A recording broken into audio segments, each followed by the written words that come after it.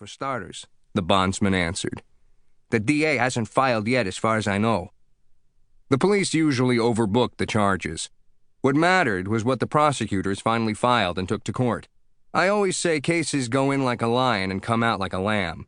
A case going in as attempted rape and aggravated assault with great bodily injury could easily come out as simple battery. It wouldn't surprise me, and it wouldn't make for much of a franchise case. Still, if I could get to the client and make a fee agreement based on the announced charges, I could look good when the DA later knocked them down. You got any of the details? I asked. He was booked last night. It sounds like a bar pickup gone bad. The family lawyer said the woman's in it for the money. You know, the civil suit to follow the criminal case?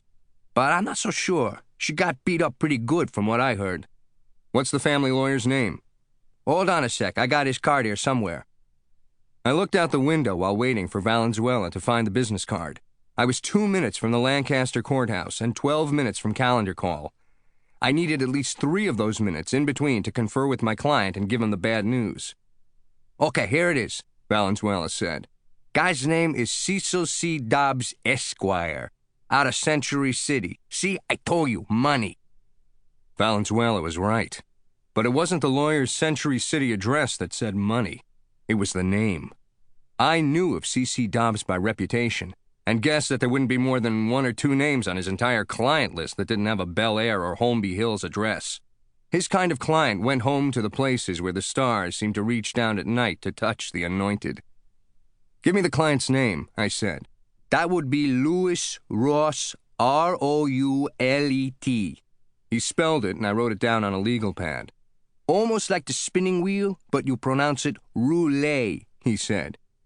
You going to be here, Mick? Before responding, I wrote the name C.C. Dobbs on the pad. I then answered Valenzuela with a question. Why me? I asked. Was I asked for, or did you suggest me? I had to be careful with this. I had to assume Dobbs was the kind of lawyer who would go to the California bar in a heartbeat if he came across a criminal defense attorney paying off bondsmen for client referrals. In fact, I started wondering if the whole thing might be a bar sting operation that Valenzuela hadn't picked up on. I wasn't one of the bar's favorite sons.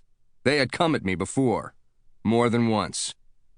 I asked Roulet if he had a lawyer, a criminal defense lawyer, and he said no. I told him about you. I didn't push it, I just said you were good. Soft sell, Was this before or after Dobbs came into it? No, before. Roulet called me this morning from the jail. They got him up on high power, and he saw the sign, I guess. Dobbs showed up after that. I told him you were in, gave him your pedigree, and he was cool with it. He'll be there at 11. You'll see how he is. I didn't speak for a long moment. I wondered how truthful Valenzuela was being with me. A guy like Dobbs would have had his own man. If it wasn't his own forte, then he'd have had a criminal specialist in the firm, or at least on standby. But Valenzuela's story seemed to contradict this. Roulet came to him empty-handed. It told me that there was more to this case I didn't know than what I did. Hey, Mick, you there? Valenzuela prompted. I made a decision. It was a decision that would eventually lead me back to Jesus Menendez, and that I would in many ways come to regret. But at the moment it was made, it was just another choice made of necessity and routine. I'll be there, I said into the phone. I'll see you at 11. I was about to close the phone when I heard Valenzuela's voice come back at me. You'll take care of me for this, right, Mick? I mean, if this is the franchise. It was the first time Valenzuela had ever sought assurance of a payback from me. It played further into my paranoia, and I carefully constructed an answer that would satisfy him and the bar, if it was listening.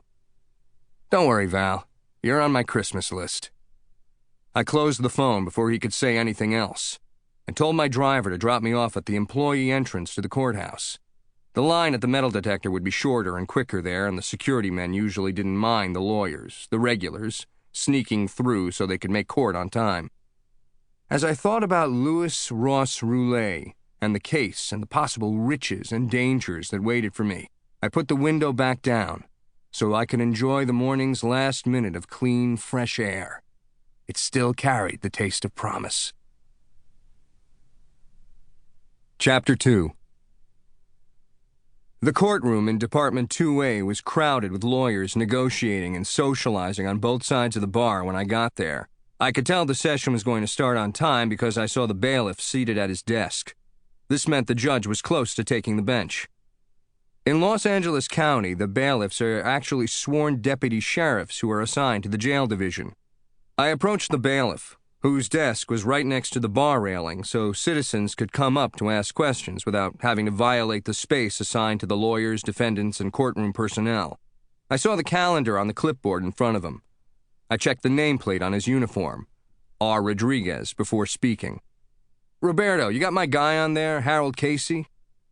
The bailiff used his finger to start down the list on the call sheet, but stopped quickly. This meant I was in luck. "Yeah, Casey, he's second up. Alphabetical today, good. Do I have time to go back and see him?" "No, they're bringing the first group in now. I just called. The judge is coming out. You'll probably..."